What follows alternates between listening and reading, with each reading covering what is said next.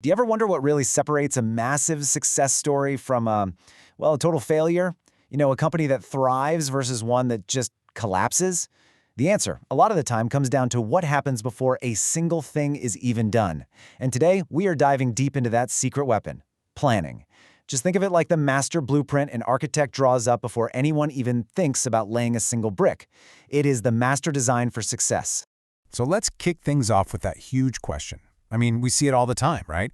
These brilliant startups that just shoot for the stars, and then these huge established companies that suddenly start to crumble. What is that invisible force that really makes all the difference? Why do some businesses build something that lasts, while others, even with great ideas and amazing people, just fall apart? And the answer, almost every single time, is right there in the preparation. It's in the blueprint. See, the real difference between success that sticks around and just fizzling out, it isn't just about getting lucky or having one great idea. No, it's about the quality, the foresight, and the adaptability of the organization's plan. So what are we actually talking about when we say planning in the world of business? Well, at its heart, it's a really powerful two-step process. First, it's about figuring out the organization's goals. That crystal clear, ambitious picture of where you want to be. And second, it's about laying out the exact means for getting there. The plan itself becomes that super detailed blueprint, spelling out everything from who gets what resources and budget, all the way down to specific tasks and deadlines. Now, a really great architectural plan isn't just one giant drawing, right? It's a whole series of interconnected designs. You've got the high-level sketch of the whole building, and you've also got the super detailed plans for the plumbing and wiring. It is exactly the same for planning in an organization. So let's explore the 3 different levels of this planning hierarchy. And this pyramid, it's the perfect way to visualize it. Right at the very top, you have the grand vision for the entire company, the big why. And as you move your way down, each layer gets more and more detailed, more specific, and it all supports the layer above it, right down to the nitty-gritty, day-to-day actions. That's the how. And these layers have names: strategic, tactical, and operational. All right, let's break down those layers. At the very top, we have strategic planning. This is the 30,000-foot view, It's handled by top management, and they're looking way out, like 5 years into the future. A goal here might be something like, we're going to be the #1 global leader in eco-friendly packaging by 2030. Okay, big goal. Below that, you get tactical planning. This is where middle managers come in. They take that big vision and turn it into real plans for their departments. So the VP of marketing might create a 2-year plan to launch 3 brand new sustainable product lines. And finally, at the very bottom, we've got operational planning. This is ground level stuff where frontline managers are setting weekly and monthly goals.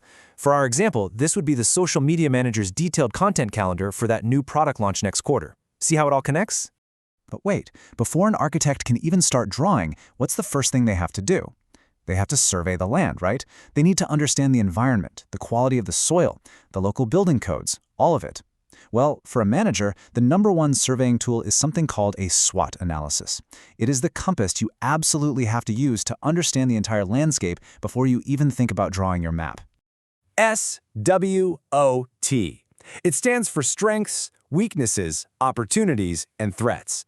Now, this might just look like a simple little 4-box grid, but believe me, this is one of the most powerful tools in all of strategic management. Why? Because it forces an organization to do a really tough, brutally honest checkup on both what's going on inside and what's happening in the world outside. First, the analysis forces us to look in the mirror. The S and the W, strengths and weaknesses, these are your internal factors. These are the things the organization actually has control over. Strengths, kind of like this powerful, unbreakable chain, are the advantages you already have, your secret sauce. And weaknesses, symbolized here by this fragile, cracked pot, well, they represent your limitations, the things that are holding you back. And to figure these out, managers have to ask some really tough, honest questions. For strengths, you're asking, what's our competitive advantage? Do we have some special tech that nobody else has? Is our brand name a huge asset? What are we just flat out better at than anyone else? And then for weaknesses, the questions get even tougher. Where are we losing money? Why is our employee turnover so high? What are the complaints we keep hearing from customers over and over again? Okay, so after you've taken a hard look inward, you have to turn your gaze outward. You have to look at this dynamic, crazy environment that you can't control, but that you absolutely have to react to. This is where the O and T come in, opportunities and threats.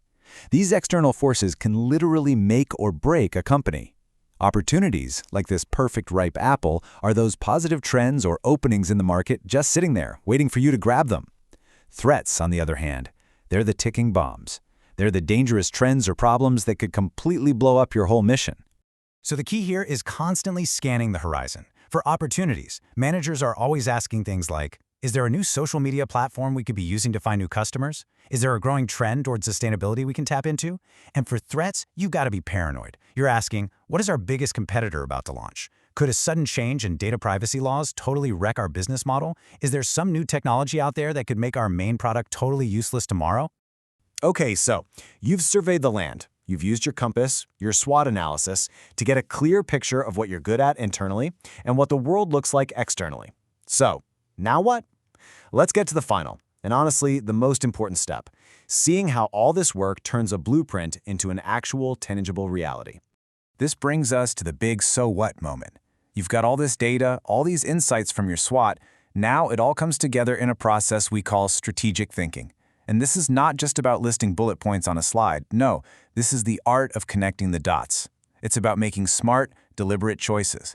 You ask, how can we use our internal strengths to go after those external opportunities? Or how can we use those same strengths to protect ourselves from these huge threats? This is the magic moment where insight turns into a real, actionable plan. And I really want to leave you with this final, powerful idea. At the end of the day, planning isn't about staring into a crystal ball and trying to perfectly guess what's going to happen. It's about building a smart, solid, flexible blueprint that gives you the power to shape your own future. It's a proactive, creative, and intentional process. It's the act of creating the world you want your organization to live in.